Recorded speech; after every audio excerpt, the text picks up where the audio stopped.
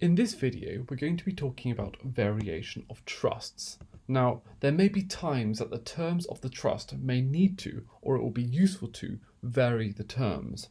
And so a trust may be varied by the trust instrument, the consent of the beneficiaries, the court, and statute. And it may be done, so it may be varied for in cases of emergency and salvage or in cases of compromise. And this is the sort of thing, or the overview of what this video and the next video is going to cover. Now, the first question in determining whether a trust may be varied either by the trustees or at the request of the beneficiaries is to see whether such a power is conferred by the trust instrument. So the first thing to do is to look in the trust instrument to see what it says, and that will trump everything else. So the fundamental duty of the trustees is in general to observe the terms of the trust and not to deviate from those terms. However, there are circumstances in which it may be possible to vary the trust instrument, and one such way is if such power is given in the trust instrument itself. Now, if there is no provision in the trust instrument and the beneficiaries are not sui juris, the court has an inherent jurisdiction in cases of salvage and emergency and in cases of compromise, in addition to its powers under a number of statutes, including the Trustees Act 1925, the Settled Land Act 1925, the Matrimonial Causes Act 1973, and the Mental Capacity Act 2005, and the court also has power under the variations of Trust Act 1958. So there remains an inherent power in the court to permit departure from the precise terms of the trust, in contradistinction to the general rule that you must observe the terms of the trust.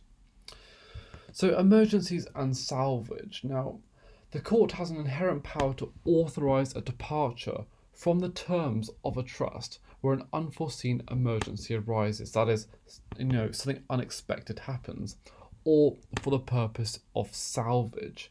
So the trust property is going to be destroyed in some way. So emergencies would include anything which is not provided for or catered for in the terms of the trust, but which is necessary to ensure its proper administration.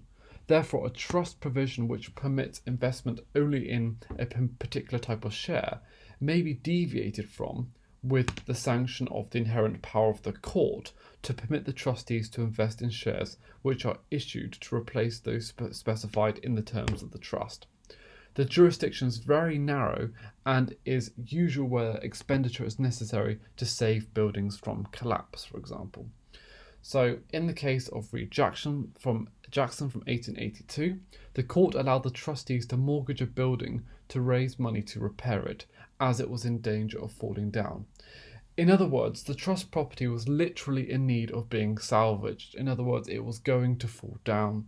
There was nothing in the trust instrument that said specifically they could have money for this specific situation, so the court exercised its inherent jurisdiction to vary the terms of the trust. In other words, allow the property to be mortgaged to get money to repair it.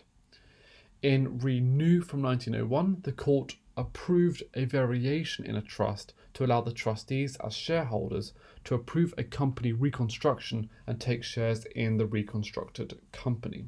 So in this case, this was a bit more extreme. The court allowed the trustees to use money to save the company and even buy more shares in the company. So the company wasn't per se falling apart, but restructuring it was highly beneficial in salvaging it. However, in the Marsh case, Renew was described as the high watermark of the exercise of the inherent jurisdiction, and in that case the Court of Appeal refused to approve an amendment to the trustees' power of investment on the grounds that this was in the best interests of the beneficiaries. So this case said that Renew was stretching the limits of what could be done by the court in the exercise of its inherent jurisdiction. In other words, the court in Renew was stretching the limits for variation for salvage. Now, in the case, the court said that if you come forward believing a reconstruction will save the company, if the court thinks that this is not beneficial to the beneficiaries, then they won't allow it. So just because it saves the trust property doesn't mean it will necessarily benefit the beneficiaries. In fact, it might benefit them more for the trust property not to be salvaged or saved in some circumstances. Compromise. So the doctrine of compromise allowed the court to approve a compromise on behalf of an infant beneficiary between beneficiaries of a settlement where there was a doubt or dispute. So there must be a doubt or dispute. If there is no doubt or dispute, then there is no need to compromise. So this is saying that settlements are not always clearly drafted. So where there is dispute about the rights of the beneficiaries, the court has an inherent jurisdiction to approve a compromise on behalf of an infant beneficiary or unborn beneficiary. But there must actually be doubt or dispute as to what the rights of the beneficiaries are. Now, in a number of cases, the doctrine was used to approve a change in the terms of the trust where such a variation was not disputed by the beneficiaries and was not therefore a compromise. So this shows how inconsistent it is. It became the practice for judges of the Chancery Division to essentially adopt an extended meaning of compromise so as to allow a variation from the terms of the trust, although there was no dispute between the parties in any real sense of the term. The cases were more akin to bargains or exchanges approved by the court as being fair to children or remaindermen than to compromised litigation. And we have this case of Chapman and Chapman from 1954, and in this case, property was held in trust for the settlers' grandchildren under 3 separate trusts. Under the terms of these trusts, as originally drawn up, the trust funds would be liable to estate duty, that's inheritance tax, in the event of the settler's death. Accordingly, a new arrangement was established in which the provisions which made the fund liable for estate duty were removed. The trustees sought the court's approval of this scheme under the court's inherent jurisdiction to vary a trust. So the trust said that they had to pay estate tax, and the trustees wanted to take this clause out. And clearly removing this is beneficial to the beneficiaries as they wouldn't have to pay the tax. Now, the House of Lords held that the court had no jurisdiction to vary trusts, whether in the interest of those who were unable to bring an action or otherwise. The doctrine of compromise could not be extended to cover cases in which there was no doubt or dispute.